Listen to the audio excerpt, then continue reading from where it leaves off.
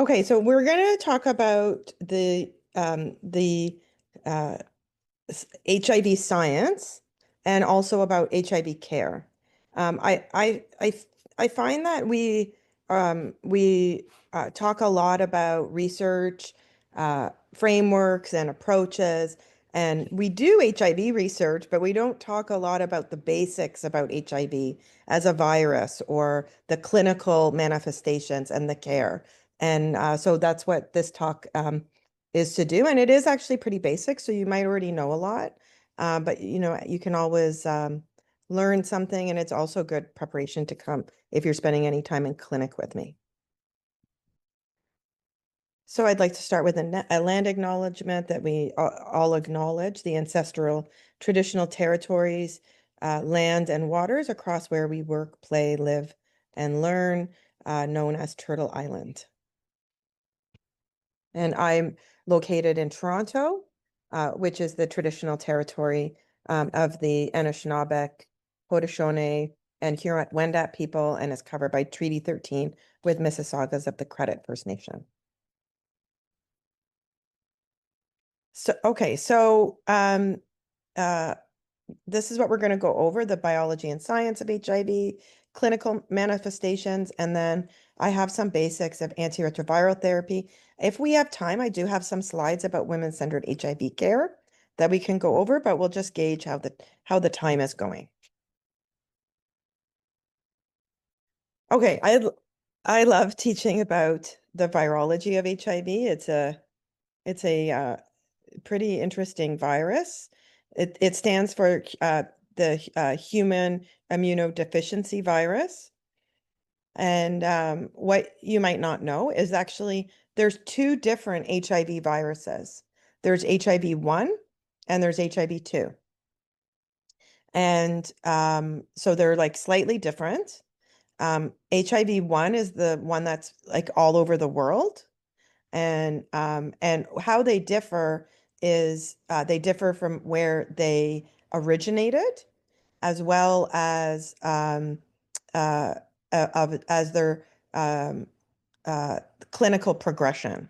So HIV-1 originated in around the Democratic Republic of the Congo and Burundi area. So in that area, and also which primate they came from. So HIV-1 actually transferred to humans from the chimpanzee. And HIV-1 is the one that we normally see around the world, and it has a relative, like medium progression to immunodeficiency. HIV-2 originated in West Africa, so around Guinea, and it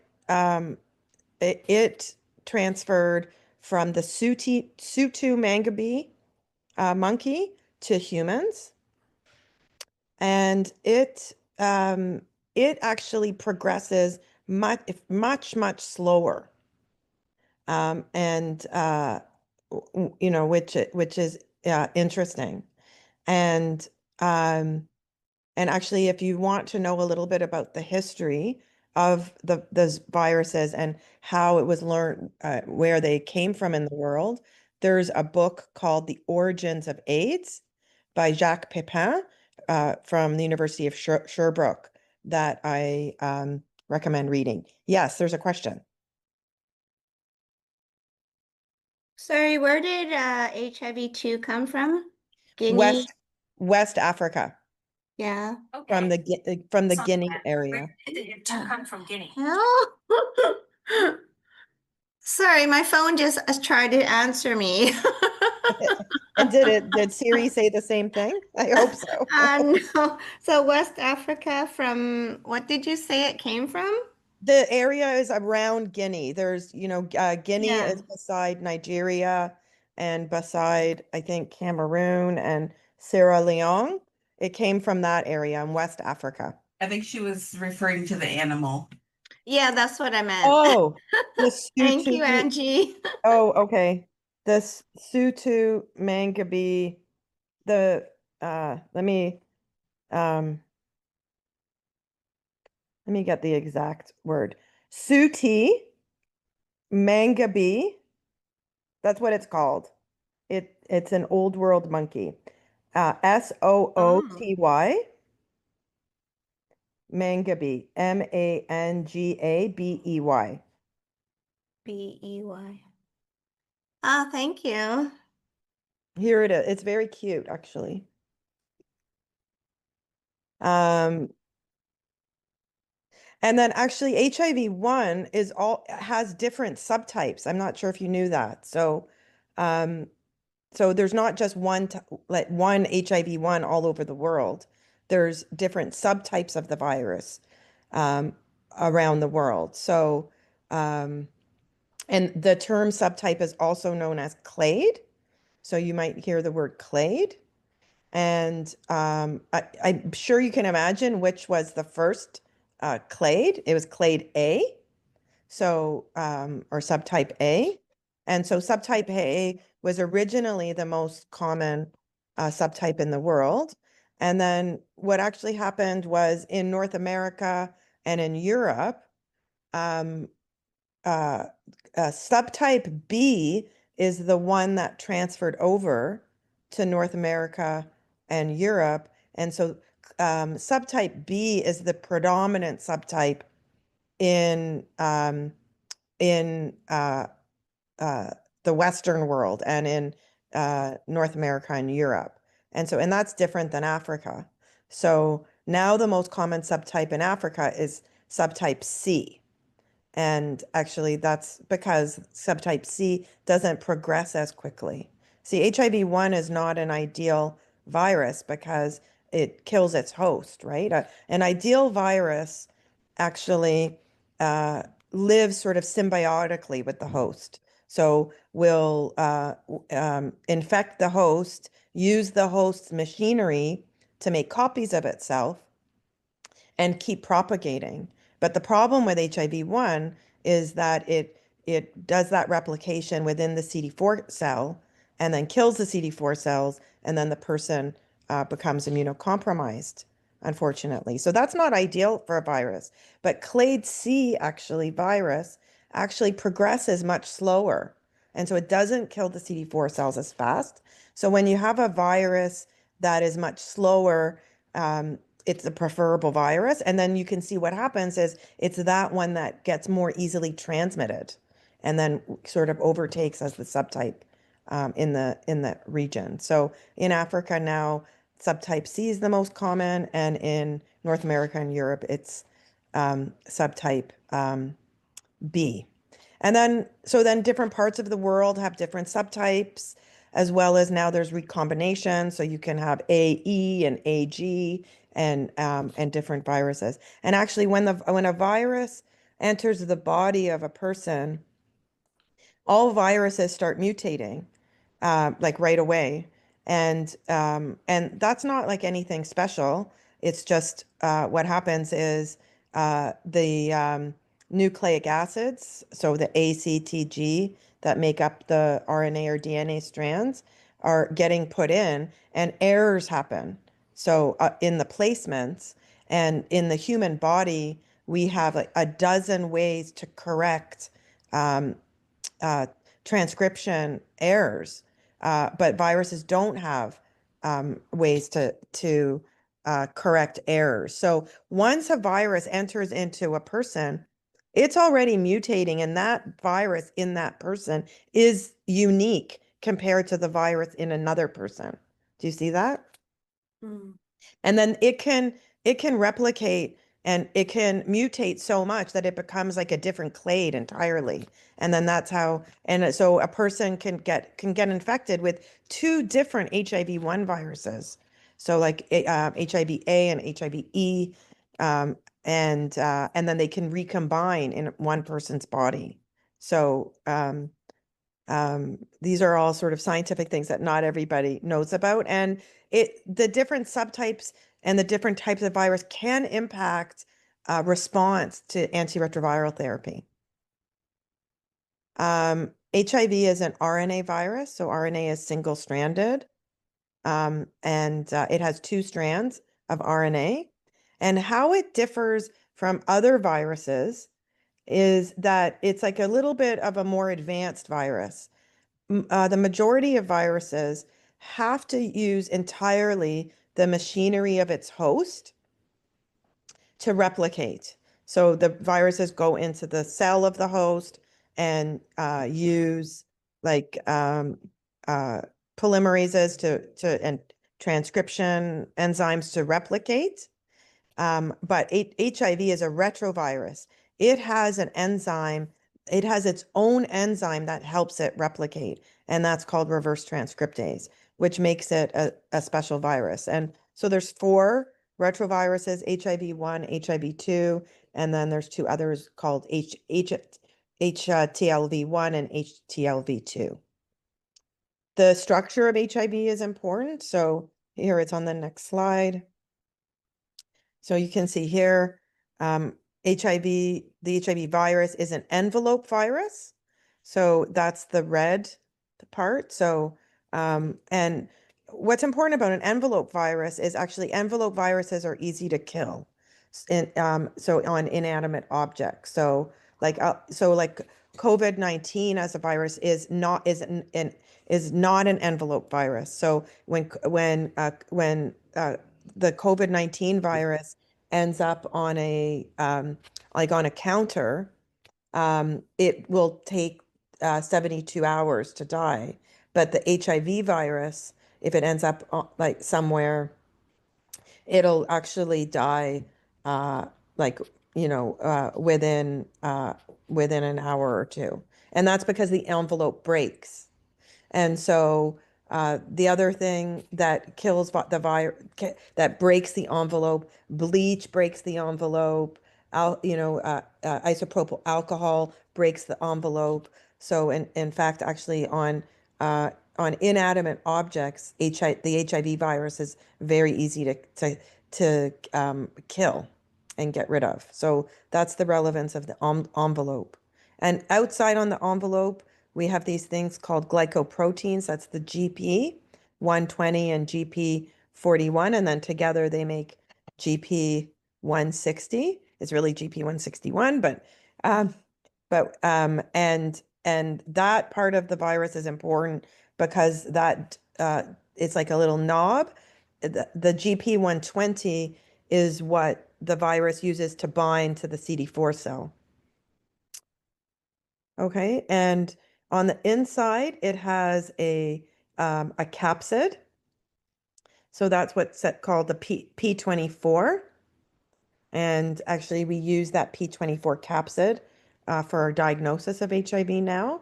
So the HIV test used to just test for antibody, but now we use a generation 4 antigen antibody HIV test.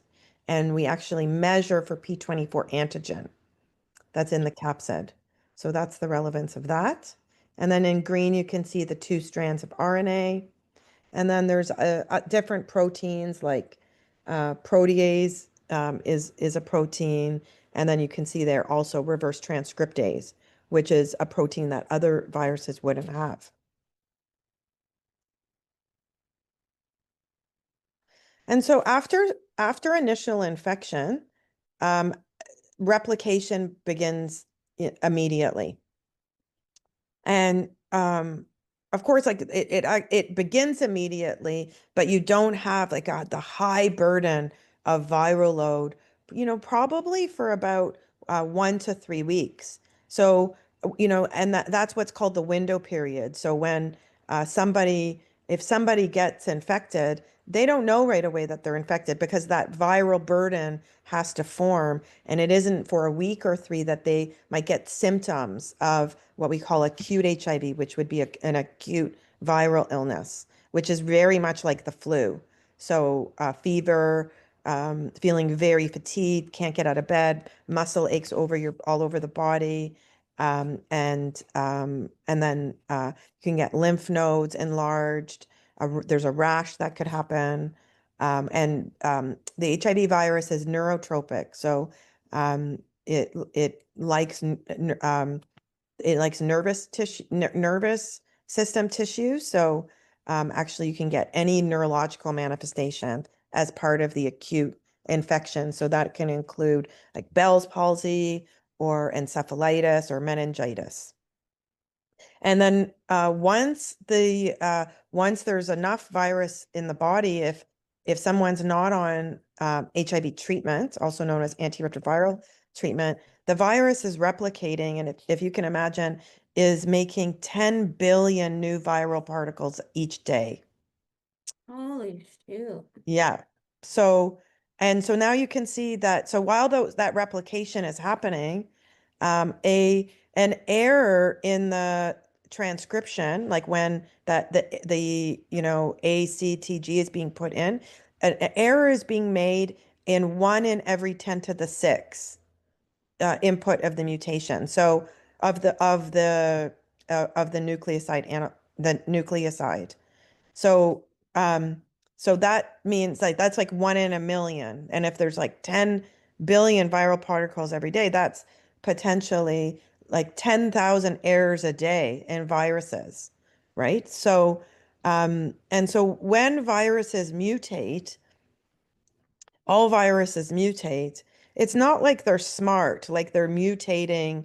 So, for example, COVID-19 mutates, and then there's the new strain of COVID-19 that's spreading around the world. It's not like the virus is smart and tries to become that new variant of COVID-19. What happens is mutations happen because it's not able to correct the mutations, and just by chance a mutation happens that confers benefit for that virus to either survive or to transmit. So then what happens is the COVID-19 virus that starts to circulate is one that's mutated that has an advantage. For example, it's more easily transmitted.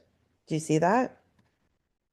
And then, similarly with HIV, where this sort of replication and mutations happening, but in error are important, it becomes important with drug resistance.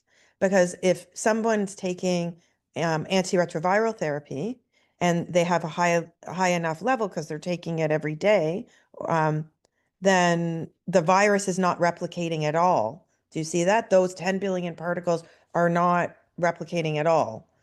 But if a person is taking their medication every other day and the drug concentration is too low to suppress the virus, then the virus starts replicating, maybe at a low level because there's still some antiretroviral drug concentration around. But the virus then starts mutating, and just by chance, it gets a mutation that confers a resistance benefit against the medications that person is on.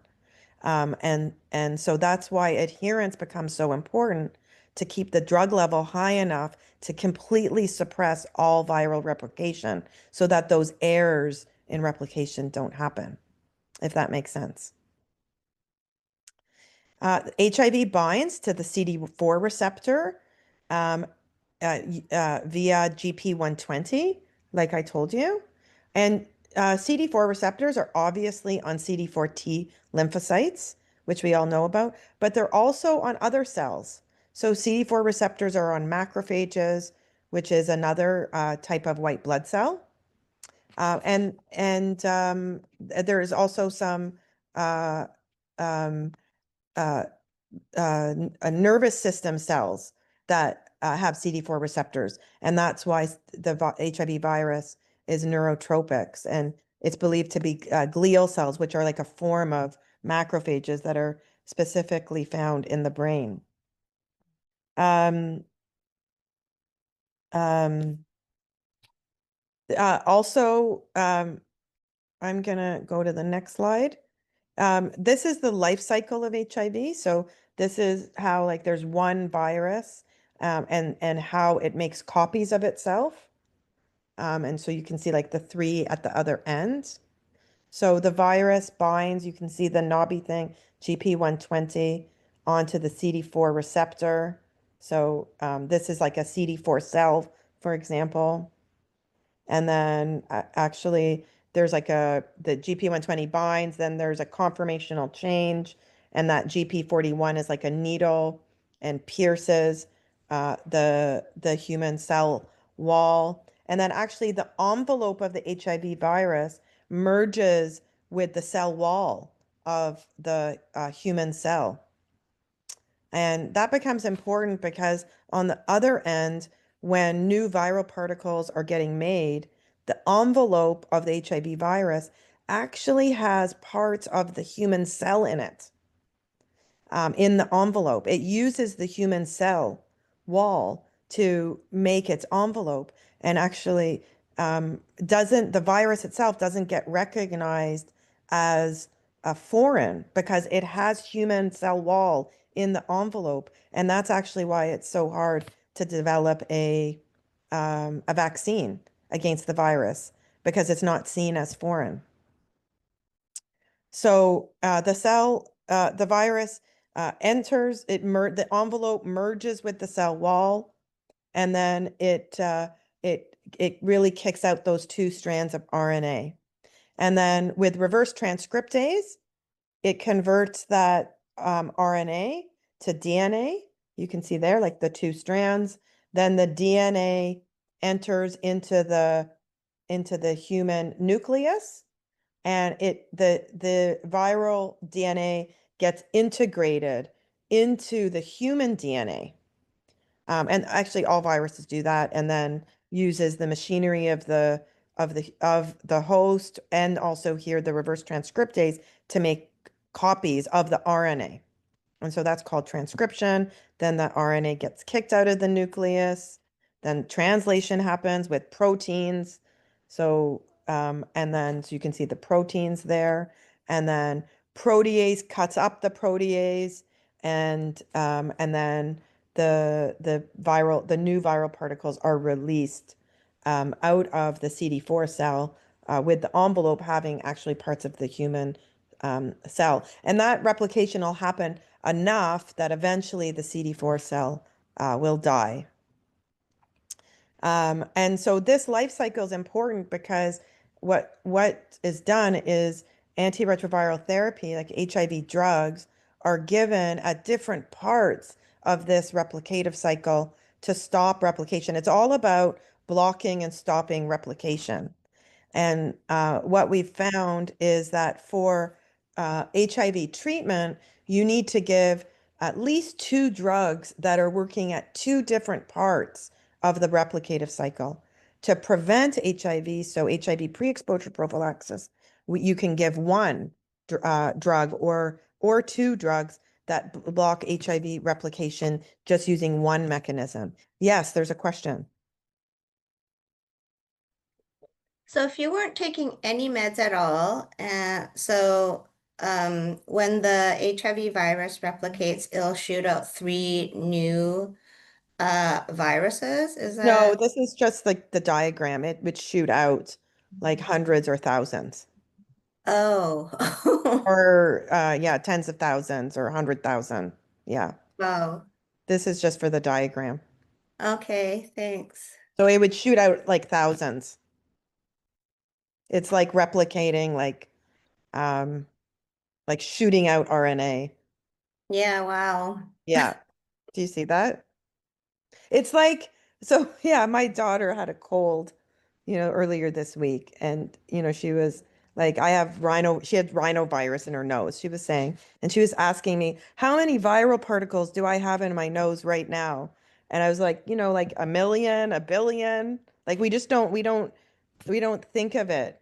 But, viruses are so microscopic, but you're dealing with millions and billions when, when we're infected. But like that's like the other thing, like, viruses like are just a part of our life. They're everywhere. And like to me, this concept that we're going to be getting rid of viruses, or we're going to be getting rid of, sexually transmitted infections, like we have, like they're all so bad and we have to get rid of them all. Like it doesn't make sense to me, because like we've been living with viruses and bacteria for like millennia. So we're never gonna get rid of them. There's nothing necessarily wrong with them. We just have to learn to live with them in the healthiest way possible so that they're, not like killing us or making us sick, right? If that makes sense. That's how I think of it. Okay, transmission. So there's 3 modes of HIV transmission. One is sexual, is the most common. Um, so, um, so that includes all forms of sex. That's very binary way of thinking of sex, unfortunately. But it can be transmitted. Higher transmission from anal sex versus vaginal sex versus oral sex. Very low transmission from oral sex, but it is still possible. Parenteral means blood, so transmission through blood. So that would be if injection drug use is the mode of transmission, it's not from the injection drug use, it's from using contaminated equipment. So meaning the needle or the syringe or the spoon or the cotton ball or has blood on it that has the virus in it. Needle stick injury, blood transfusion, and then can be transmitted vertical transmission. So if a person is pregnant and not on HIV treatment, they can transmit the virus to the baby. A little bit about the history of HIV. In 1981, the CDC reported 5 cases of a pneumonia known as pneumocystis pneumonia in healthy gay men in Los Angeles. And then in the same year, Kaposi sarcoma, which is a cancer on the skin, which is actually caused by a virus. So it's caused by a herpes virus, human herpes virus 8, was identified in 26 healthy gay men in New York City and LA.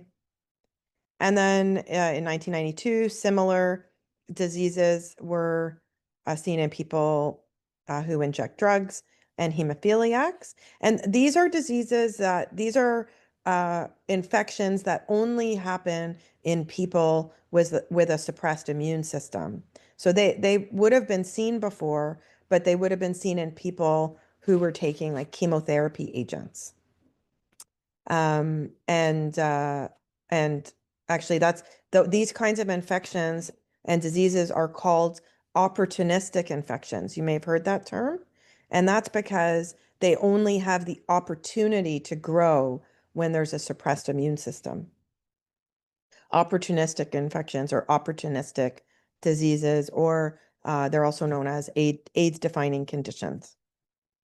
And then it wasn't until 1983 that the actual virus, HIV, was isolated from a patient's with lymphadenopathy. And then in 1984, it was demonstrated clearly that the HIV virus was a causative agent of AIDS, acquired immunodeficiency syndrome. And so a person living with HIV doesn't automatically have AIDS. They're a person living with HIV, and the term AIDS is actually really more of a public health term, and because it's reportable to public health. And as a definition, a person only has AIDS if they have one of those opportunistic infections or diseases. Do you see that? And it kind of also seems a bit archaic because the whole concept of having AIDS was really developed before there was antiretroviral therapy, because someone could have an AIDS-defining illness, but then they get put on antiretroviral therapy and their immune system normalizes. But from a public health reporting perspective, they're still classified as having had AIDS. Do you see what I mean? So it's really a public health term. So we tend not to use it. In 1985, that's when the first HIV test came about. And then in 1987, it was discovered that AZT as a drug, which was a chemotherapy drug, was effective against HIV. And then in 1992, 3TC and DDI, D4T were discovered as antiretroviral drugs, and we were using 2 drugs at a time. And so just to show you, where I came along, I started medical school in 1991. So, I saw all of this um, holding out, like happening in science, and I did my medical school training in Toronto at a hospital called the Wellesley Hospital, which was the hospital at the time, like in the gay village. And so I saw all of this science and rolling out during my medical school. In 1996, this was like the breakthrough year where a whole new class of drugs was discovered called protease inhibitors. And so it was at that time in 1996 that the studies were released showing that if you used 3 drugs in combination, and so the in those days we would use 2 what we would call nucleoside reverse transcriptase inhibitors, NRTIs. So that's like AZT and 3TC. And so they nucleoside reverse transcriptase inhibitors. So they block reverse transcriptase. And they do that by being nucleoside analogs. Like they're like thymidine, guanine, cytosine analogs. They look like the nucleotide building blocks, but they go into where when the virus is replicating, and they cause chain termination. So use 2 of those with a protease inhibitor. And when you use 3 drugs together, then it fully suppresses the virus. And then you can see there that after 1996, after starting to use protease inhibitors, it was finally the death rates from HIV started going down. So before 1996, HIV was the #1 cause of death in young adults. And then after 1996, it's not anymore. So that's a bit about history. This is a bit of a complicated slide, but we're going to go into talking about the natural history, like the clinical natural history, that's what we call it, of if somebody gets infected. So what you can see here is that the triangles, so the bar with the triangles, it's kind of dashed. So if a person gets infected, the virus starts replicating right away, but it takes 1 to 3 weeks to have enough virus in the body. And so you can see like the viral load can go really high right at the beginning. And that can be called acute seroconversion illness, or we call it now acute HIV. So I've seen HIV viral loads in the 5 millions, for example, in acute infection, or in 1 million. And then what happens? So the line with square boxes are the CD4 cells. So CD4 cells are a type of white blood cell. So they're a type of lymphocytes. So lymphocytes are a type of white blood cell, and there's 2 types of lymphocytes. There's B lymphocytes and T lymphocytes. The B lymphocytes are the ones that they become plasma cells and make antibodies, right? When you have antibodies, like for example, in your blood from a vaccine. And T cells are the T lymphocytes are what there's 2 types of T lymphocytes. There's CD4 T lymphocytes, also known as CD4 T helper cells, and then CD8 T cytotoxic T cells. So the CD8 actually kill viruses, and the CD4 T helper cell are a really important immune cell because it is like it tells all the other immune cells what to do in the body. And so with the HIV virus replicating in the CD4 T helper cell, you can see like how important the CD4 cell is. So what you see is that in the acute phase, the the uh, the square box line, the CD4 cell does go down in the acute phase. And we kind of say a CD4 count above 500 is normal, but really a normal CD4 count's more in the range of 800, 1000. And it can go down, it goes down in the acute phase. It can go down significantly. Like you can have patients or people where the CD4 count goes down to 200 in the acute phase. And then the own person's immune system with their CD8 cells is able actually to control the virus to a certain amount. And so you can see that the triangular line will go down, and that's with no treatment, right? And then and so then the own person's body will be able to get the viral load to a certain level, and we call that the set point viral load.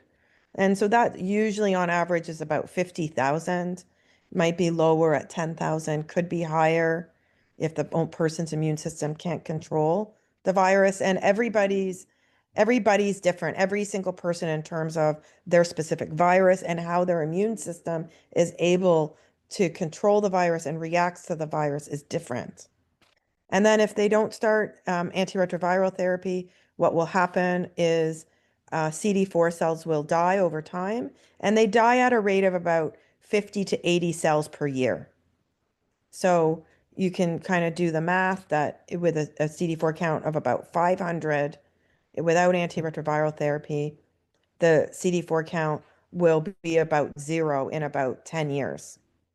So, people with HIV like in terms of mortality, they don't die right away without treatment. It's a slow infection for about 10 to 15 years. So here again is the natural clinical history with the acute HIV infection. And if you ask people, do you remember a time when you were really, really sick and you couldn't get out of bed?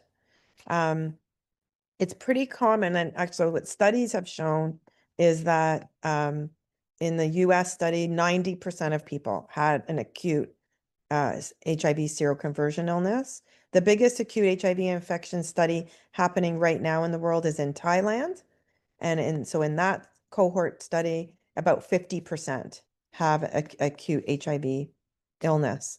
So I would say it's about 75%. So it's much more common than people think. And it's really tricky in like in the emergency department, for example, somebody coming in with flu-like illness, fever. I had a patient with cough, diarrhea. What does that sound like? It sounds like if they have a cough, it's like pneumonia, they have diarrhea, you think it's gastroenteritis. So, a person has to be pretty like thinking that they need to do an HIV test and that it can be acute HIV. And then you can see the progression there is usually over 10 to 12 years. And actually the progression is the average progression of HIV, like in the middle, sort of the intermediate progression, if someone doesn't take antiretroviral therapy, is over 10 to 12 years. But about 10% of people can be rapid progressors. So meaning that the CD4 count falls more quickly. And that also might happen if someone gets co-infected with another virus or another infection at the same time. And then there are people who are slow progressors, so at the bottom. So there are people whose own body can suppress the virus to very low levels. And actually and those slow progressors, their CD4 counts will fall slower. Most slow progressors will eventually start to have a fall in CD4 count and need antiretroviral therapy. But there are some where the viral load is undetectable and their CD4 count is normal. And those are called elite, or those are called long-term non-progressors. And if they have that for more than 7 years, they're called elite long-term non-progressors. Okay. And those are those type of those people have been found to have like a genetic mutation, a something called a delta deletion in I had started to talk to you about when the GP120 binds to CD4 to the CD4 receptor, it actually binds to a co-receptor also, which is a chemokine receptor, and that delta deletion is in that chemokine receptor. And so the people who have had cures of HIV received bone marrow transplants, so received what we call allogeneic bone marrow transplants, where they had cancer and they had chemotherapy to wipe out every single white cell in their body. And they had a bone marrow transplant with somebody who had that genetic deletion. And so when their cells, all the white cells came back with this other person's white blood cells that have this deletion, that where the HIV virus can't enter in the body, their HIV was cured.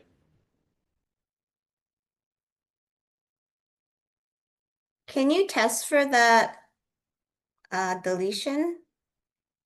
Like you can, I've never seen it tested like on regular testing. Like it would be, like I'm sure you can because they would know it in those cases, right? So Mm-hmm. I'm like it would be a genetic test. Do you see what I mean? Mm-hmm. So I would say yes, it can be tested, but it's not like a routine test. Okay. And I don't even know if you could get it like in a regular genetic lab. I'm pretty sure. So they knew that this bone marrow transplant had this genetic Delete yeah, before they decided to use this blood for the transfusion, right? bone. The bone I marrow. think like the first one, I'm not sure they maybe they didn't know. I'm pretty sure the Mm-hmm. first case like they didn't know, Mm-hmm. and then uh like they tried to figure out why this happened. Right. Yeah, Mm-hmm. Thank but you. subsequent ones, yes, they tried to get um bone marrow donation from people with delta deletion Mm-hmm. in the chemokine receptor. Yes, there's another question. I was also wondering, like with CRISPR and gene editing, do you think that in the future, if like they had that deletion, that could be a cure as well? I don't know. Okay. Maybe I'm sure people are looking at it. Um, that's not my area, but people are looking, for cures. I'm sure that some people are, but definitely an interesting area. And what's interesting also, it wasn't until like these elite long-term non-progressors and like the cure case that they even knew that there was that the virus had a bound to this chemokine receptor. So it binds to the CD4 receptor, but it also co-binds to this chemokine receptor. And it's through these elite long-term progressors that they discovered that.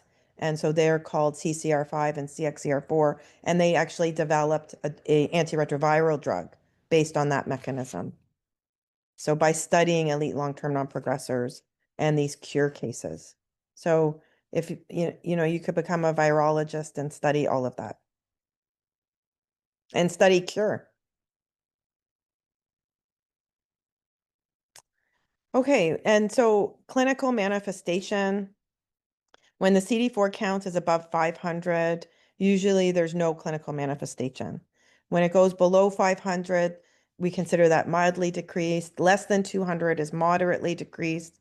And then below 50 is severely decreased. So then when it goes below 500, things that could happen, like, and times to think about HIV is if someone has recurrent candidiasis. So like if somebody has uh, recurrent, like, vaginal or front hole candidiasis that's not resolving with repeated treatment, the clinician might want to do an HIV test. Herpes simplex infection is common with higher CD4 counts. Shingles, if someone gets shingles as a young person, that's a time when we would do an HIV test. Any STI you can get with a higher CD4 count. Tuberculosis is another one you can get with a higher CD4 count. These opportunistic infections don't happen until the CD4 count goes below 200. So these are what we call like AIDS defining illnesses. So for somebody to get candidiasis, which is, like fungal infection in the mouth, they're not going to get that unless there's severe immune suppression. And then what we used to call PCP, pneumocystis carinii pneumonia, is now called PJP, pneumocystis jirovecii pneumonia. Cryptococcal meningitis, that's Cryptococcus is a fungus that can cause a meningitis, Kaposi sarcoma. So this is, for example, oral candidiasis. So that's not happening without a very suppressed or a CD4 count less than 200. This is what PJP looks like on an X-ray. And so this presents actually as a subacute or chronic or subacute cough. So someone would have a cough, a dry cough for a few weeks. And then like they'd be short of breath. And then it's classic. We check their oxygen, and if we walk them, their oxygen goes low. Kaposi sarcoma. And then when the CD4 count goes below 50, these opportunistic diseases can happen, and really they won't happen if the CD4 count is above 50. So toxoplasmosis is a parasite which causes these like abscesses in the brain. So people usually present with seizures, and it's called multifocal. So you can see one in the front, and there's a little one in the back. And what happens is, so let's say somebody has one of these opportunistic infections, right? We treat the infection with, like here, it's like with antiparasitics, but we're also going to start antiretroviral therapy. And something for you to know about clinically that can happen is, have you heard about immune reconstitution syndrome? It's called IRIS. So when someone's CD4 count is low like this, when you start antiretroviral therapy, all of these opportunistic infections that I'm showing you, they don't happen. The infection is already there, so it's like a latent infection. It's like sleeping. So the person already has like a parasite of toxoplasma, has CMV, which is a virus. Mycoplasma avium complex is, everywhere. It's in soil. CNS lymphoma is caused by EBV. So it's all infection related. So those viruses are already in our body, but they reactivate when the immune system is suppressed. That's what happens. So sometimes what happens when we start antiretroviral therapy with a very low CD4 count is that the CD4 count can shoot up like really high quickly. And so it actually can reactivate one of these underlying infections, because it's only now that the person's immune system is robust enough to respond to one of these infections. And so actually sometimes people can get worse before they get better. And if you have like this, like toxoplasmosis or cryptococcal meningitis or TB, meningitis, we actually would treat the opportunistic infection for 2 weeks before we start antiretroviral therapy. Because if the immune reconstitution happens, it can cause like swelling of the brain. But in all other opportunistic infections, we would start them at the same time, but warn people that that infections or disease or infections can get worse a little bit after starting antiretroviral therapy before they get better. And so, like for example, I had a patient who had KS, for example, the on the skin, and I told him that it's probably going to get worse after we start your treatment because it's caused by HHV8, and but it will go away. The trick is just to keep going with the antiretrovirals, and then it usually goes away after 6 to 12 months. Okay, a little bit about testing. We do viral load testing. It measures the amount of virus in the plasma, and we're looking to get it to a level below detection, which now on our assays is less than 20. However, the labs report viral load less than 40 as undetectable. And the reason for that is actually like all tests, have errors, right? And the viral load test has more errors at the lower end of the testing. So that's why you can get these things called blips. You may have heard of those viral load blips where the viral load goes to 49 and it's really annoying to all of us. And we repeat the viral load in a month. And then it's less than 20. It's because there's errors in the viral load testing machine when it's at low levels. We can do CD4 count, and really we're aiming. I did an analysis showing that once the CD4 count is above 200, people don't get opportunistic infections. So we aim for it to be as high as possible, but as long as it's above 200, even if a person has a fully suppressed viral load and the CD4 count is above 100, then the person won't develop opportunistic infections. And in fact, now, when a CD4 count goes above 300, the guidelines say we don't need to do a CD4 count anymore. We talked about drug resistance already. So we're able to do genotyping. So where the virus actually gets sent. And so I think most of us, oh yeah, no, not all of us. Most of us are from Ontario, Saskatchewan, and BC. So the genotyping for those provinces are done in BC. And then in Quebec, the genotyping is done in Quebec. So at virology labs. And so then what happened? These labs sequence the virus. So you get the nucleotide sequence. And actually, if you look at the back page of the genotype report, the person's virus sequence will be there. And the sequences of the reverse transcriptase part of the virus, the protease part of the virus, and the integrase, section of the virus.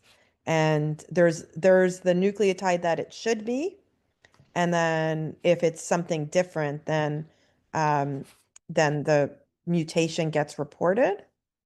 And phenotyping is something we don't do. It's when the actual person's virus is sent to a lab. It's done in the Netherlands, where the virus is grown and put in wells of increasing dilution of drugs, and you get something called the inhibitory quotient 50, like the number of the amount of drug that's needed to suppress 50% of the replication. So that's phenotype. And what we do get on the genotype report, do I have it? No. What we do get on the genotype report is what we call a virtual phenotype.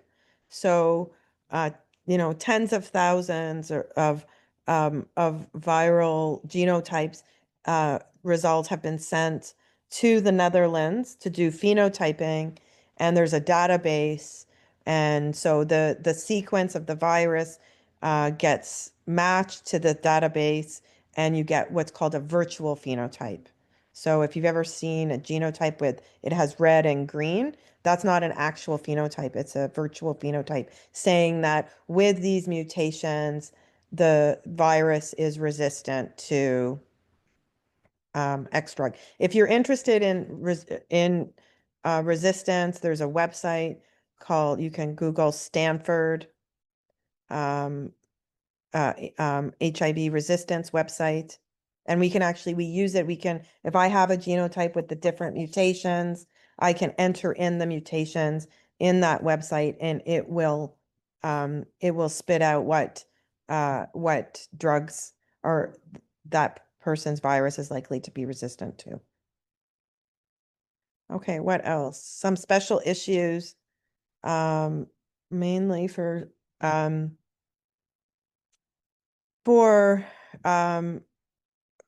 cis women or people with female reproductive organs. So HPV, human papillomavirus, is an important virus with HIV. And the reason it's really important is that the white blood cell that specifically controls HPV is the CD4T helper cell. And so, but once a person's CD4 count is above 500, then there is an increased risk of HPV persistence and cervical dysplasia. But if it's below 500, then there is increased risk. So we used to do pap smears yearly. These slides are a little bit older. The language on gender is not ideal, and same with this. We now, all provinces have changed the way they're doing cervical cancer screening. So now in Ontario, we're doing HPV testing directly, and most provinces are in some form. Pregnancy, I specialize in pregnancy and parenting and family planning. And so if a person is on antiretrovirals, the chance of transmission to the baby is very low. And in fact, if a person is on antiretroviral therapy before conception, so before they get pregnant and their viral load is undetectable before they get pregnant, throughout their pregnancy and after, the chance of the virus being transmitted is 0. And so I try to support people to get pregnant or to adopt or have families. And then you might have to talk about contraception. And then some other important issues that can come up are social determinants of health, psychosocial issues, violence. It often takes a multidisciplinary team to support people living with HIV or patients. So often like the nurse, the pharmacist, social worker, dietitian, HIV, family doctor, specialists, community-based organizations, peers, we all work together. And you'll see that in clinic.